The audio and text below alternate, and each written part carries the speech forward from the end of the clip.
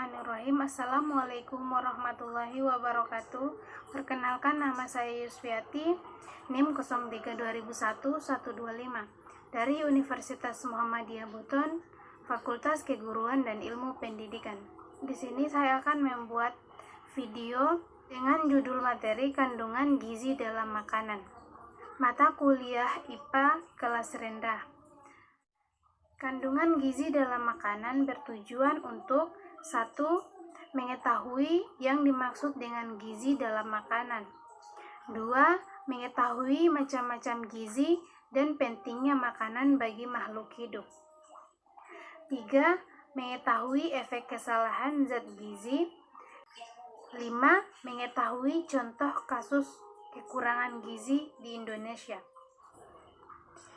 Gizi adalah suatu proses organisme menggunakan makanan yang dikonsumsi secara normal melalui proses digesti, absorpsi, transportasi, penyimpanan, metabolisme, dan pengukuran zat-zat yang tidak digunakan untuk mempertahankan kehidupan, pertumbuhan, dan fungsi normal dari organ-organ serta menghasilkan energi. Istilah gizi berasal dari bahasa Arab yaitu giza, yang berarti makanan.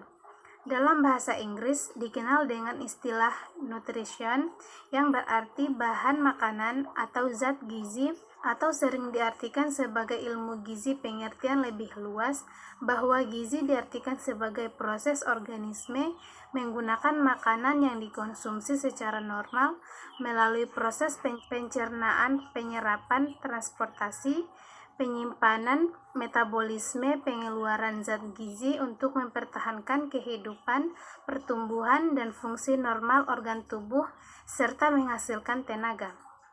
Zat gizi atau nutrien adalah bahan-bahan kimia yang diperlukan tubuh untuk hidup, tumbuh, bergerak, dan menjaga kesehatannya. Dan sumber bahan-bahan kimia itu berasal dari makanan. Zat gizi merupakan unsur yang terkadang dalam makanan yang memberikan manfaat kandungan gizi yang berbeda. Zat gizi yang terkandung dalam makanan tersebut berbeda-beda antara makanan yang satu dengan yang lainnya. Perbedaan tersebut dapat berupa jenis zat gizi yang terkandung dalam makanan maupun jumlah dari masing-masing zat gizi. Jumlah zat gizi yang dikenal saat ini sebanyak 45 jenis dan dikelompokkan menjadi zat gizi makro dan mikro. Menurut Asmira Sutarto, secara umum fungsi zat makanan sebagai 1. Memberi bagian untuk membangun tubuh dan memelihara serta memperbaiki bagian-bagian tubuh yang hilang dan rusak. 2. Memberi kekuatan atau tenaga sehingga kita dapat bergerak dan bekerja. 3. Memberi bahan untuk mengatur proses-proses dalam tubuh. 4. Membangun dan memelihara tubuh. Macam-macam gizi terbagi menjadi gizi makro dan gizi mikro. Gizi mikro adalah zat yang dibutuhkan dalam jumlah besar dengan satuan gram. Zat gizi makro dibutuhkan oleh tubuh dalam jumlah besar untuk menjalankan fungsinya dalam tubuh. Zat-zat gizi makro terdiri dari zat gizi yang dapat menghasilkan kalori atau energi. Zat-zat gizi yang termaksud dalam golongan zat gizi makro adalah karbohidrat, lemak, dan protein. Sedangkan gizi makro adalah zat yang dibutuhkan tubuh dalam jumlah kecil atau sedikit, tapi ada dalam makanan. Zat gizi yang termaksud kelompok zat gizi mikro adalah mineral dan vitamin. Zat gizi mikro menggunakan satuan yang untuk sebagian besarnya mineral dan vitamin. Macam-macam gizi makro dan gizi mikro. Gizi makro terbagi menjadi beberapa, yaitu 1. Karbohidrat. Secara umum, karbohidrat adalah senyawa organik yang mengandung atom karbon, hidrogen, dan oksigen. Di dalam tubuh, karbohidrat dapat dibentuk dari beberapa asam amino dan sebagian dari gliserol lemak. Akan tetapi, sebagian besar karbohidrat diperoleh dari bahan makanan yang dikonsumsi sehari-hari, terutama sumber bahan makanan yang berasal dari tumbuh-tumbuhan. Karbohidrat merupakan sumber kalori utama bagi manusia. Walaupun jumlah kalori yang dihasilkan hanya 4 kalori dari 1 gram karbohidrat, namun bila dibandingkan protein dan lemak, karbohidrat merupakan sumber kalori. Tinggi rendahnya aktivitas seorang, maka akan berbeda kebutuhan karbohidratnya. Bagi orang dewasa yang bekerja tidak terlalu berat, kebutuhan tubuh rata-rata akan karbohidrat antara 8 sampai 10 gram untuk tiap kilogram berasal dari setiap hari. Di samping itu, beberapa golongan karbohidrat mengandung serat atau dietary fiber yang berguna untuk pencernaan. Fungsi karbohidrat terbagi menjadi 1. Karbohidrat merupakan sumber energi tubuh dan sumber utama bagi bahan untuk otak, otot, rangka selama latihan artrosis, leukosit, dan medula renal. 2. Cadangan tenaga bagi tubuh.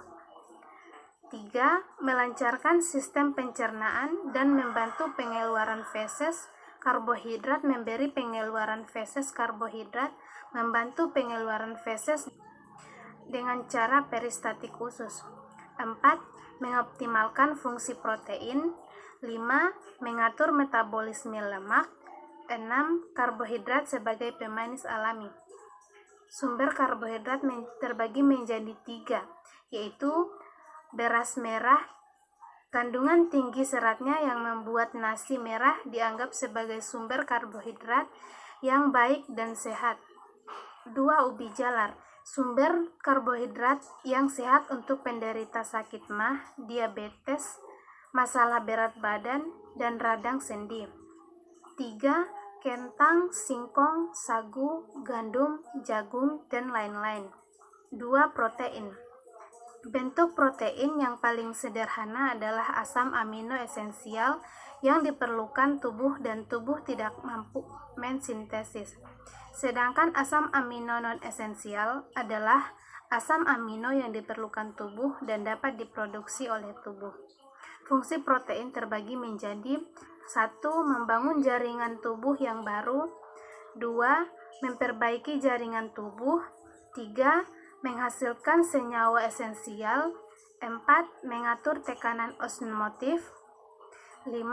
Mengatur keseimbangan cairan elektrolit dan asam basa. 6. Menghasilkan pertahanan tubuh. 7. Antibodi seperti imunoglobin. 8. Menghasilkan mekanisme transportasi. 9. Menghasilkan energi. 3. Lemak. Lemak tersusun dari karbon, hidrogen, dan oksigen. Terbentuk dari 95% asam lemak dan gliserol. Lemak merupakan sumber energi selain karbohidrat dan protein. Dengan adanya kelebihan konsumsi lemak yang tersimpan sebagai cadangan energi, maka jika seseorang berada dalam kondisi kekurangan kalori, maka lemak merupakan cadangan pertama yang digunakan untuk mendapatkan energi setelah protein. Oleh karena itu, dengan adanya cadangan lemak, maka penggunaan protein sebagai energi akan dapat dihemat. Namun, hal ini tentu saja hanya bersifat sementara. Fungsi lemak terbagi menjadi 4, yaitu 1. Penyimpanan energi dan transport. 2. Struktur membran. 3. Kulit pelindung komponen dinding sel dan penyampai kimia. Sedangkan gizi mikro terbagi menjadi 1. Vitamin. Vitamin merupakan suatu molekul organik yang sangat diperlukan tubuh untuk proses metabolisme dan pertumbuhan yang normal. Vitamin tidak dapat dihasilkan oleh tubuh manusia dalam jumlah yang cukup. Oleh karena itu harus diperoleh dari bahan pangan yang dikonsumsi, terkecuali pada vitamin D yang dibentuk dalam kulit jika kulit mendapat sinar matahari. Dari penelitian yang diketahui bahwa kemampuan tubuh menyerap karoten yang berasal dari sayuran hanya 33-58% atau rata-rata 50%. Tidak semua karoten yang terserap tersebut dapat diubah menjadi vitamin A. Fungsi vitamin A bagi tubuh yaitu 1. Sebagai bahan untuk membuat rhodopsin yang diperlukan dalam proses penglihatan. 2. Untuk pemeliharaan jaringan pelapis. 3. Untuk membantu proses pertumbuhan tubuh. 4. Pertumbuhan dan pemeliharaan jaringan apitel atau menjaga integritas retina. 5. Sebagai fungsi imun. Dampak kesalahan akibat kelebihan dan kekurangan zat gizi. Penyakit atau gangguan kesehatan akibat dari kelebihan atau kekurangan zat gizi yang merupakan masalah kesehatan masyarakat khususnya di Indonesia, sehingga harus diperhatikan asupan gizi yang seimbang setiap hari, yaitu 1. Dampak dari gizi kurang. Dampak dari gizi kurang adalah 1. Berpengaruh terhadap pertumbuhan manusia yang tidak tumbuh menurut potensialnya. Protein digunakan sebagai zat pembakar sehingga otot-otot menjadi lembab dan rambut mudah rontok. 2. Pengaruh terhadap produksi tenaga menyebabkan kekurangan tenaga untuk bekerja, bergerak, dan melakukan aktivitas. 3. Pengaruh terhadap daya tahan penderita mudah tentang infeksi seperti pilek, batuk, dan diare. 4. Pengaruh terhadap pertumbuhan jasmani dan mental. Kekurangan gizi ini dapat berakibat terganggunya fungsi otak secara permanen. 2. Dampak dari gizi yang lebih. Gizi yang lebih adalah suatu kondisi yang diakibatkan oleh jumlah asupan yang melebihi ketentuan. Tanda-tanda yang mudah dikenali pada manusia yang menderita gizi lebih adalah 1. Gemuk yang mudah dinilai dari berat badan dan tinggi badan. 2. Lamban dan cepat lelah. Contoh kasus kekurangan gizi di Indonesia yaitu seperti ayahnya Adar Arifin 35 dan seorang nenek tidak dapat berbuat banyak. Keterbatasan hidup membuat bocah kecil itu tak terperhatikan gizinya. Usianya sudah 6 tahun, namun berat tubuhnya 7 kg saja. Memprihatinkan. Tubuh bocah itu tampak lusuh dan kurang kering, kulitnya tampak perih, bertolan bekas penyakit kulit. Sesekali bocah itu menggeliat lelap kemudian meringis kesakitan. Kemudian video penjelasan tentang kandungan zat gizi dalam makanan dari saya. Apabila ada penjelasan yang kurang tepat, mohon dimaafkan. Saya akhiri dengan ucapan billahi taufik wal hidayah. Wassalamualaikum warahmatullahi wabarakatuh.